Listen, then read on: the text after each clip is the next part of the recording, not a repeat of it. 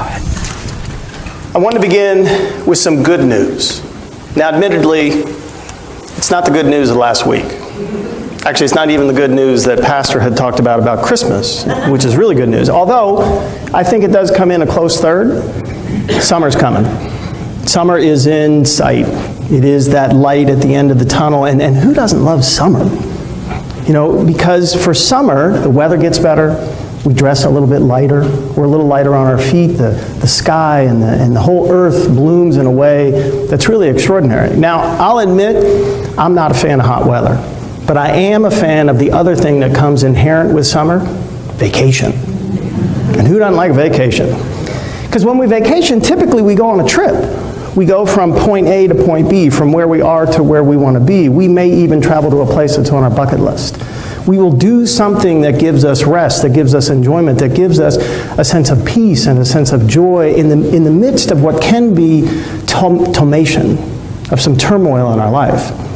But there are actually other types of trips that we take. And these trips don't require a boat or a plane or a bus or a train or a car. These are different trips. And I would actually argue that they're far more important. They're more along the lines of an epic journey, maybe even an odyssey.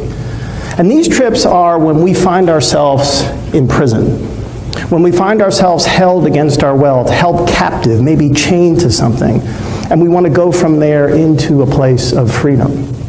Now, these prisons are not necessarily four walls and steel bars, but they are indeed a sense where we feel unable to move.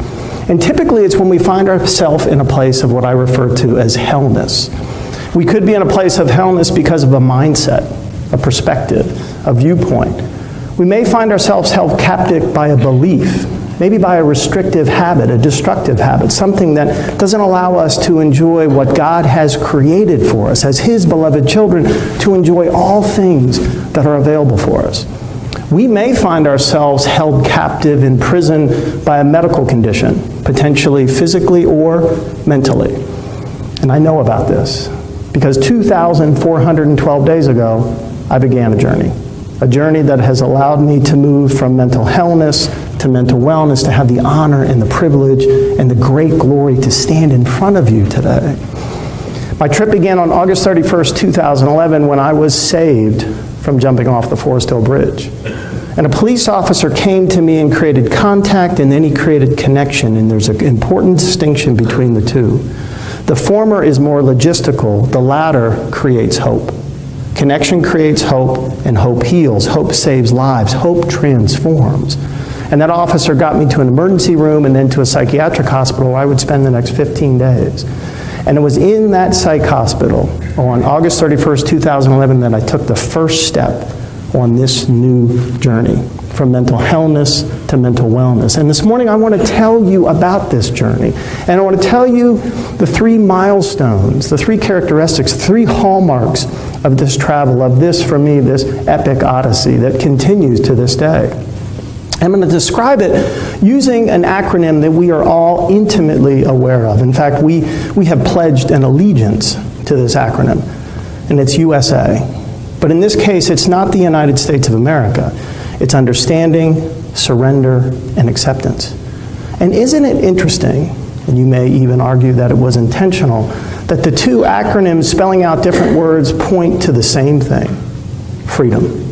Freedom, again, what God has created for us because we are His beloved children, loved in a way, as Pastor said, that we can't even humanly comprehend. But God wants all good things for us. He wants His children to live in a place of wellness, in a place of freedom. So let's start with understanding. And understanding is, in fact, the starting point for any journey, be it a vacation or this epic odyssey. Because we need to understand what's going on. And I believe understanding has two components. The first is to become educated, and the second is to become willing. When I went into the psychiatric hospital, I needed to become educated about what it was that I was dealing with. And I remember on the second day, God put in front of me an extraordinary psychiatrist. And the psychiatrist asked me some questions, and I told him my story, that my grandfather had committed suicide when my dad was 5 years old. My father, in turn, suffered horrifically from clinical depression until his death at 41 years old. So I inherited the gene. And then when I was 11, I had the horrific experience of being raped twice by a Boy Scout leader. And the doctor asked me some additional questions. He asked me what it felt like. He asked it how depression had impacted and colored my experience, what sort of filter it put over my eyes. And then this doctor looked at me and he said, David, realize you didn't choose your mental illness. You didn't choose your genetics, and you didn't choose your trauma. You didn't choose to be mentally ill. He says, David, nobody chooses to be mentally ill. And then this soul, in the most unlikely of places, took me by the hand, and he pulled me close, and he looked me in the eyes, and he said, David, it's not your fault. And I don't know if you've had an experience where you thought you heard something, but it's so contrary to what you have believed that you thought, there's no way that he just said what he said. And I must have had a quizzical look on my face, because then the doctor took my hands a little bit tighter. And he said, David, it's not your fault. And I cannot tell you what the impact of those 3 words, how 3 simple words spoken with compassion and patience and love, turned my life around. And I became educated in this thing to realize I didn't choose it. It's not my fault. And in that moment, it was as if a weight had been lifted off my shoulders. With that understanding is powerful, because the more we understand, the less we fear. And think about how true that is. And all of a sudden, mental illness came down not in this indescribable way, but it came into a more finite context that I could better deal with. The second part of understanding is about becoming willing. We must become willing to do the things that people who live successfully do. If we want to be a certain way, we look for people who can mentor us. Pastor talked about this, that we need God time. We need people who can coach us, who can mentor us, who can lift us up to a higher level. Most of you know that for 20 years I ran a large animal sanctuary in connection with my former bride, Deanna, who's an amazing woman. And the sanctuary was home to as many as 100 animals at any one time. 25 horses, 23 dogs, 9 potbelly pigs, goats and sheep and ducks and geese. It's really just this amazing place. Really an Eden-like experience for me. The first horse that we had at the sanctuary was a 26-year-old Arabian mare named Jessica. Now, for the horse people in here know that an Arabian mare, we could not have picked a more saucy, spicy, attitude-laden, little bit of hell in her. An Arabian mare is spunky. And I looked at Deanna, and I really wanted to have this relationship like she had. It was interesting to watch my wife at the time have this incredible bond with this horse. And I was envious. I wanted to have that sort of connection, because connection creates hope, and hope heals. Hope elevates us.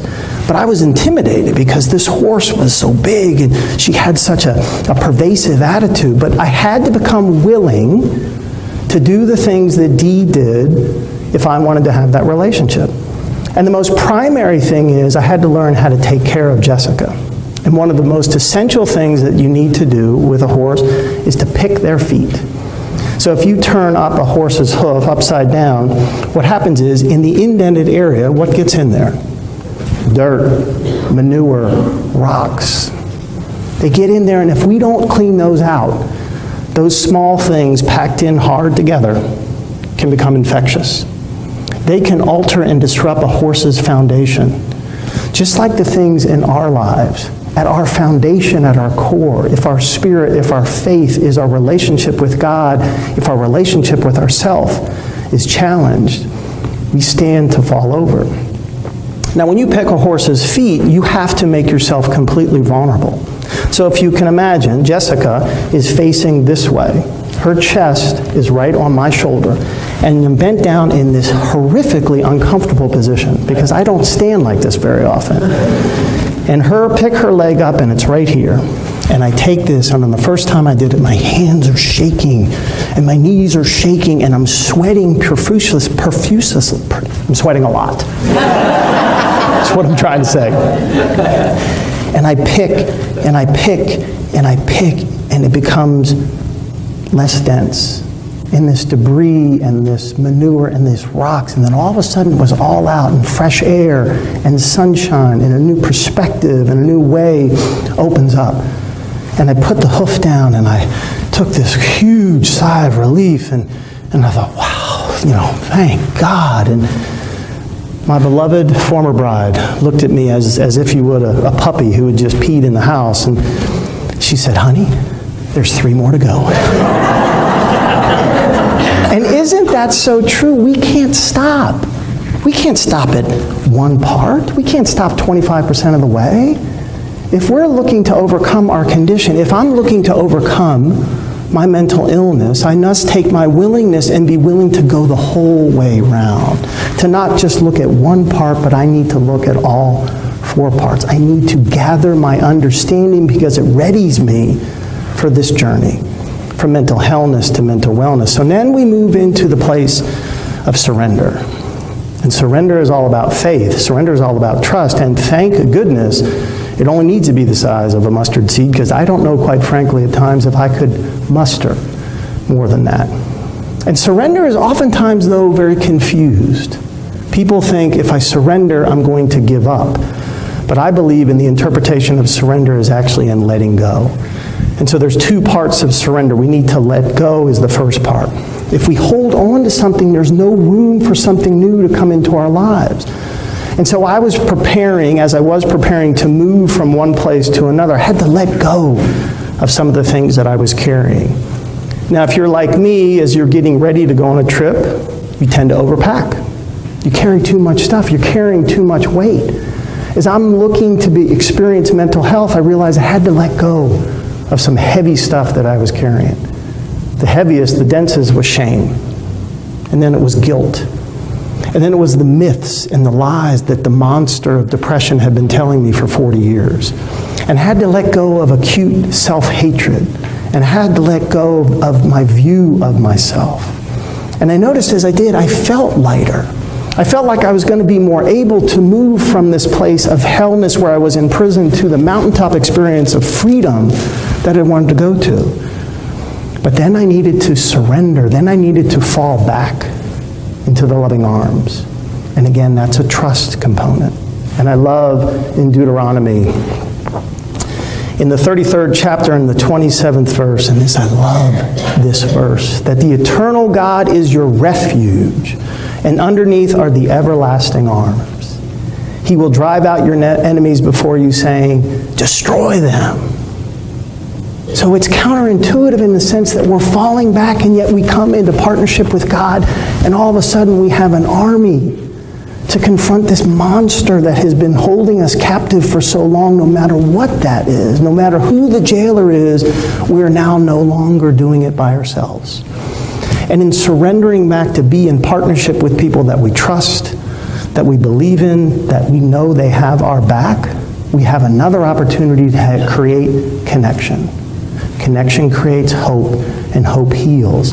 Hope transforms, hope revitalizes, hope replenishes, hope renews, hope restores a weary soul. Hope is the fuel that is going to move us from where we are to where we want to be. And now we're ready to move. We have our understanding, we have surrendered, we've let go, and now we move into acceptance. And acceptance is the doing part. It is the one foot in front of the other. It's the hard work. It's the picking of the hooves. It's the picking up of the manure. It's doing the small and dirty and the important things to keep us moving forward.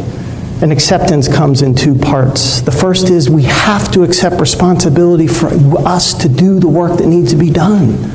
No one else can walk for us. As Gary so beautifully said, it's about getting up every day and confronting the conditions at hand and moving forward. Going from the trough, low point, past the norm, back up to the mountaintop experience where we are meant to be, where God wants us to be. And I love the story in the 5th chapter of John, in which an invalid, paralyzed man is laying by the healing waters. He's within, he can see the waters. They're right there, and he's been there for 37 years. And Jesus asks him first, do you want to be well? And the man says, well, Master, of course I do, but I can't get up. And even when I do get up, there's people who won't help me in the water. And Jesus said, get up! Get up! Pick up your mat and walk. Do your thing, dude. You've got to be engaged in this process. I can't drag you into the water. No one's dragging Gary up the hill. We have to do this.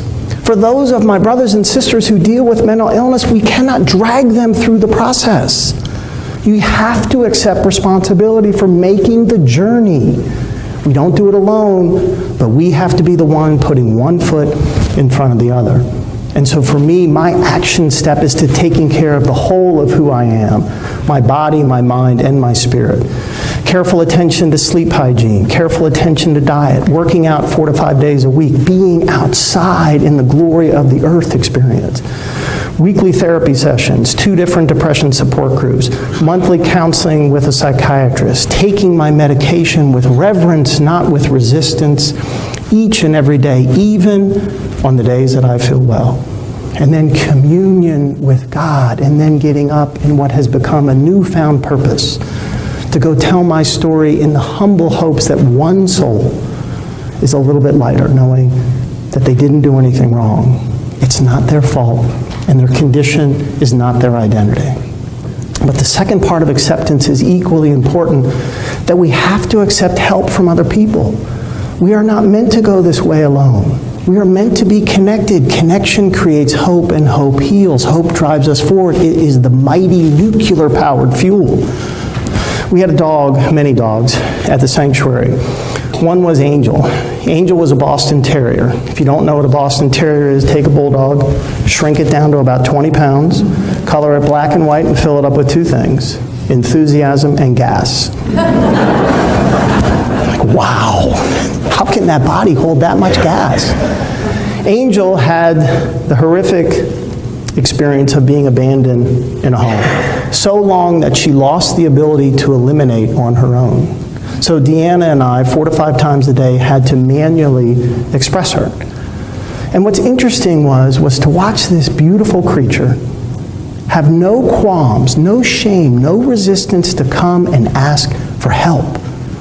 She didn't consider it a weakness. I need help. I'm going to come ask. And she would come find us, and Dee and I would take her into the laundry room where we had this large utility sink. And we would put her rear in the sink, and her paws would be up on the ledge in front of her. Now, manually expressing a dog is an invasive process. As we look to be healed, in my case, from mental illness to mental wellness, it's an invasive process. There are times I can feel probed. There are times I can feel violated. There are times that I feel picked on. But I have to fall back because of the understanding, and then I need to trust, and I need to accept the help of other people because they have my best interest in mind. And Angel would sit there every single time, rear in the back, paws on the counter, eyes closed. Just this trust and this faith and this knowing that we would take care of her. And when we were done, we would put her down, and she'd spin back around and jump up on our legs and give us a kiss and go out and do it again. For me, I had to trust and to accept the help of the police officer to get me off that ledge.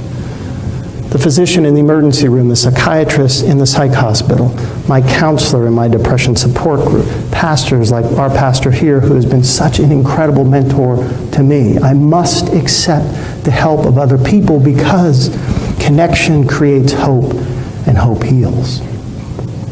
Understanding, surrender, and acceptance, and we come into that beautiful experience of wellness, of mental health. And I can tell you, the view, as Gary had said from up here, is magnificent.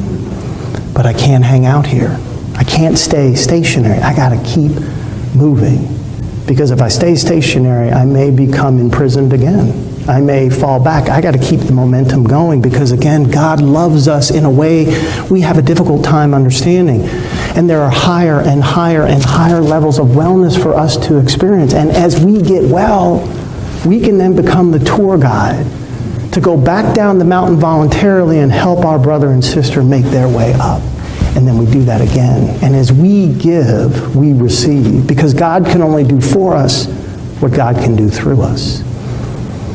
This last 6.5, almost 7 years, has been an extraordinary experience. One that continues to go. 2,412 days ago, I was in a place of mental illness, and I am standing now in the glorious place of mental wellness. Outside these doors, there are too many of my brothers and sisters who are suffering and being imprisoned by mental illness. It is our job as the children of Christ to go out and do God's work to help them. We are our brothers and sisters' keepers, but that doesn't mean they have to move in with us. That just means we have to show up. That just means we just accompany them on the path. Sometimes accompaniment manifests in the forms of just listening, of asking a question to find out the why behind somebody's behind somebody's action. Maybe we just remember their name. Maybe we give them a hug. It's nothing complicated, and because we're all human, we're all qualified to make a difference. What can be, through a simple act, a life-saving difference. We stand with a great opportunity to move this relationship that our society has with mental illness.